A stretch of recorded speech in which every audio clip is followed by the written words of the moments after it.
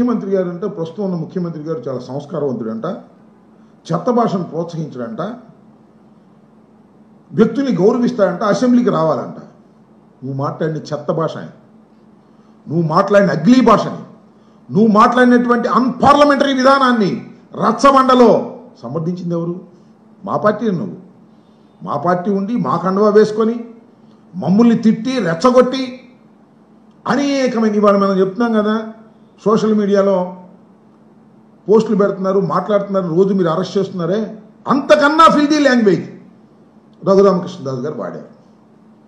నేను ఈ సందర్భంగా చెప్తాను, రఘురామకృష్ణరాజు గారిని నేను వ్యక్తిగతంగా ఇవి అనను, కానీ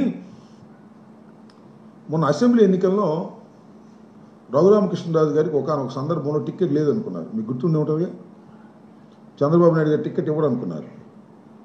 ఇవ్వను అనుకున్నప్పుడు ఏం మాట్లాడాడే రఘురామకృష్ణరాజు గారు చంద్రబాబు నాయుడు గారి గురించి?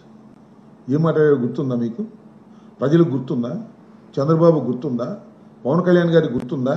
ఏం మాట్లాడు? నాకే టికెట్ ఇవ్వలేనివాడు ఇంకా రాష్ట్రాన్ని ఏం పరిపాలిస్తాడు, నాకే టికెట్ ఇవ్వలేనివాడు ఇంకా రాష్ట్రానికి ఏం చేస్తాడు అనేటువంటి మాట మాట్లాడుతూ, రాబోయే కాలంలో మీ సంగతి తెలుస్తాను అని.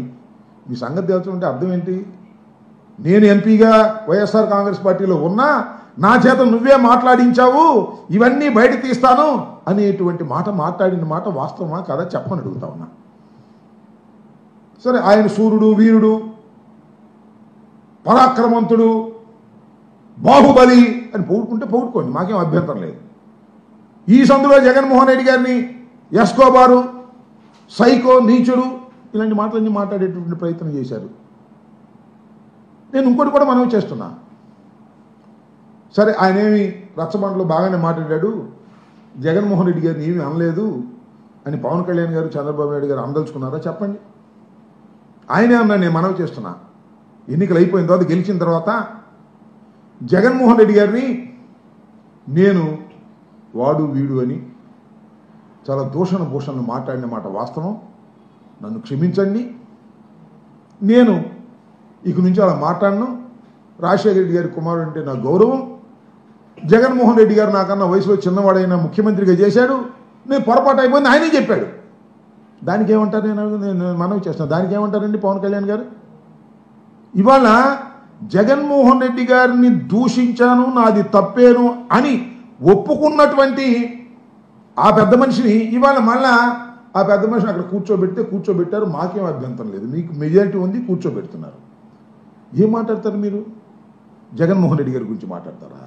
జగన్మోహన్ రెడ్డి గారు ఎస్కోబారా? నేను మనవి చేస్తున్నాను చంద్రబాబు నాయుడు గారు, మీ అంత ఎస్కోబార్ నేను మనవి చేస్తున్నా. 100 ఎస్కోబార్లు, 1000 మంది చీటర్లు, 1000 మంది, 1,00,000 మంది దౌర్భాగ్యులు, ఈ ప్రపంచంలో ఉన్నటువంటి దోపిడీ దొంగలు అందరినీ కలిపి రుబ్బి పొడుకోబెడితే, బొమ్మ వేస్తే సాక్షాత్తు చంద్రబాబు నాయుడు గారు వస్తారు. ప్రజల్ని మోసం చేసినటువంటి వ్యక్తి చంద్రబాబు నాయుడు గారు. పదవి కోసం ఏ గడ్డైనా కరిచేటటువంటి మనస్తత్వం కలిగినటువంటి వ్యక్తి నారా చంద్రబాబు నాయుడు గారు.